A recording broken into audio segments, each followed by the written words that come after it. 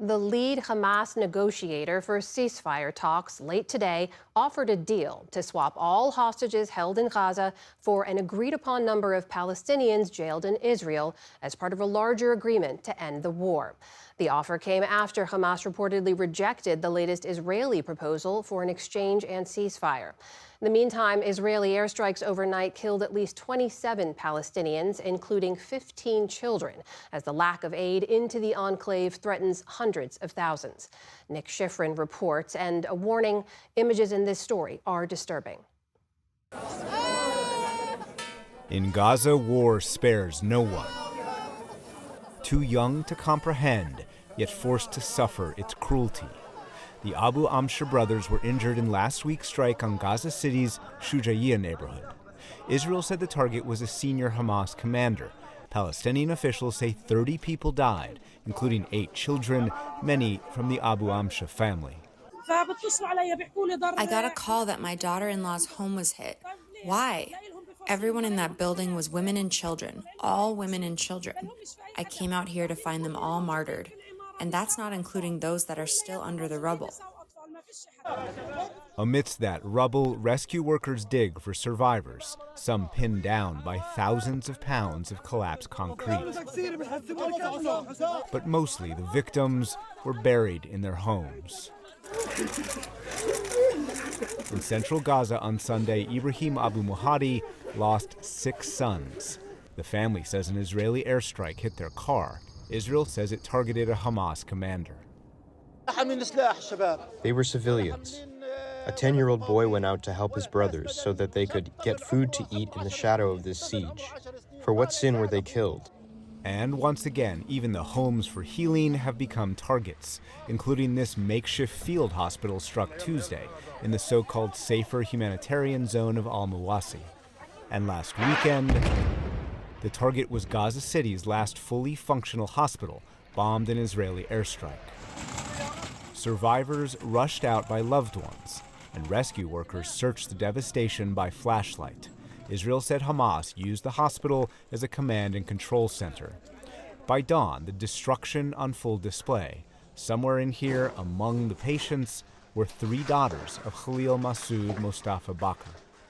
We got a warning to evacuate the hospital. We started running to the front of this area and they started hitting the hospital. Imminent death makes you lose your mind. My daughter, who lost her leg, spends all day yelling. My other daughter had surgery today for her arm. What's the future? Where should I take them?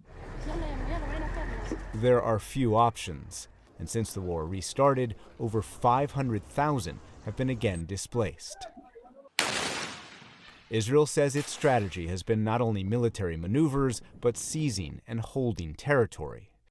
Israel never left the Philadelphia corridor along the Egypt border or a buffer zone around the Strip. Since the war restarted, it expanded that buffer zone from hundreds of feet to nearly a mile, recaptured the Netzarim corridor that bisects Gaza with an 18-mile security zone around it. Israel's also created what it calls the Morag Corridor, named after an ancient Jewish settlement, and connected it to a security zone that includes all of Rafah. Israel is believed to control nearly 1/3 of Gaza. Last night in the Gaza Strip, we switched gears. The IDF is seizing territory, striking the terrorists, and destroying the infrastructure, because we are now dividing the Strip and increasing the pressure step by step so that they will give us our hostages. Hamas is still holding 59 hostages, 24 or so believed to be alive. Israel and the U.S. rewrote a January ceasefire deal and want Hamas to release all of the hostages now. We're trying to get the hostages out. We got quite a few of them out, but it's a long process. It shouldn't be that long. Alongside Prime Minister Benjamin Netanyahu last week, President Trump reiterated his desire for U.S. control of Gaza. Having a peace force like the United States there, controlling and owning the Gaza Strip would be a good thing. And if you take the people, the Palestinians, and move them around to different countries, and you have plenty of countries that will do that, and you really have a freedom zone, a zone where people aren't going to be killed every day. Israel's strategy has also included stopping all aid from entering Gaza for more than 6 weeks. It's left many Gazans hungry and desperate. And it spiked prices of food in the market, so it's unaffordable to most families. who were increasingly restricted to cooking with canned beans and vegetables. The UN warns children and infants are at great risk and face growing malnutrition. And because of a lack of clean water, they also face disease. Wafa Gaban is a displaced mother of 5 sheltering in a Gaza City tent camp whose toddler fell ill.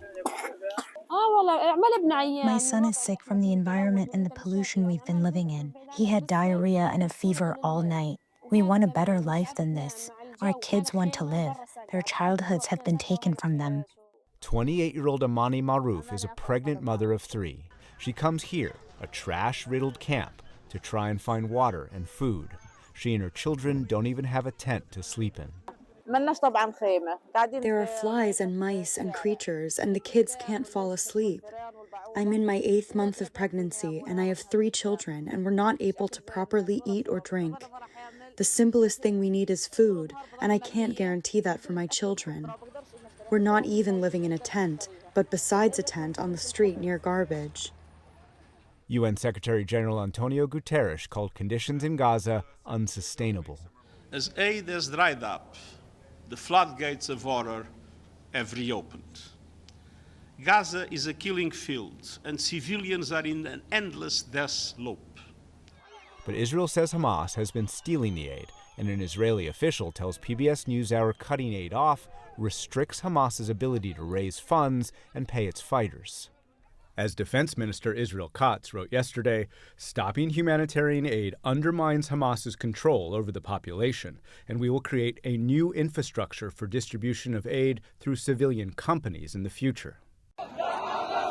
Creating an alternative to Hamas is also the goal of new, unprecedented anti-Hamas protests. They began last month and restarted this week. A man we'll call Saeed is an anti-Hamas protester who asked we conceal his identity.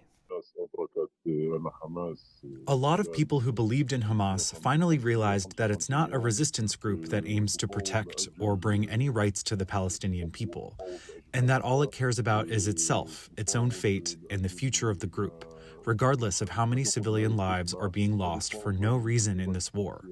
Members of Hamas have killed their critics. Why are so many others right now willing to take that risk and criticize Hamas publicly? Because this stems from a moral and humanitarian duty for our people. We have the responsibility to speak up.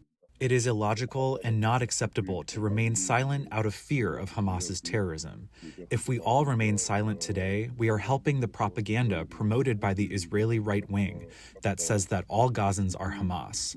Therefore, we speak, we shout, we ask all Gazans to get out and say, we are not Hamas. Hamas is a terrorist organization. But there's no sign Hamas is listening to its Palestinian critics. And Israel vows to continue fighting. So the deprivation, the damage, and the suffering will go on. For the PBS NewsHour, I'm Nick Schifrin.